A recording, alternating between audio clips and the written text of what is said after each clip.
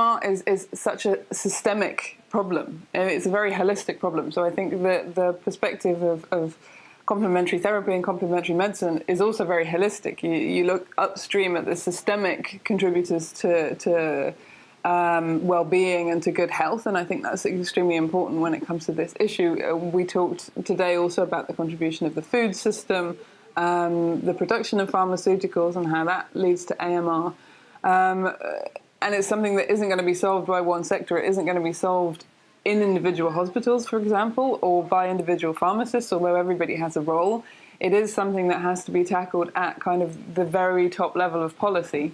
And as we were talking about, not just health policy, but also industrial policy, research policy, environmental policy, agricultural policy. You know, it really spans the whole range of policy areas, so it needs consideration at that very top level. And we scratched a little bit the surface today, but it also needs funding to tackle the problem at that level as well. I thought it was fascinating today to share concerns about AMR with different kind of constituencies. I thought it was great to have a patient representative with us today, which is really, really rare when we talk about AMR, because a lot of patients don't necessarily identify with that issue or see it as something that is going to affect them in the future, whereas, I mean, statistically, AMR is going to affect most of us in the future. If you look at the figures from the review that was done for the British government a couple of years ago, it's projected AMR to kill 390,000 people per year in Europe by 2050.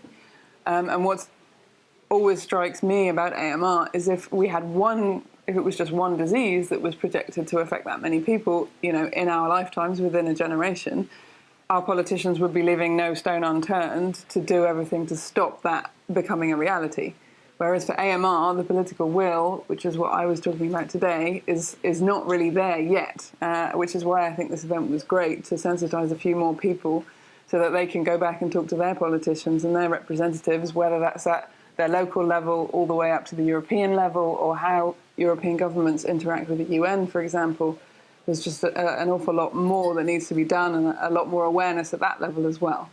I think the contribution of all health professionals and all professions, all sectors that care about health and well-being has to be to get more engaged in policy, right from the local level through the national level or regional level to the European level, which is what we do as the European Public Health Alliance with our engagement in Brussels. We try to bring all of our members common concerns about European health challenges, and especially inequalities in health, which is also really relevant for this issue. And represent those towards the European policymakers. And the more allies we have in doing that, especially patients and especially practitioners, then our message will be the more powerful for it.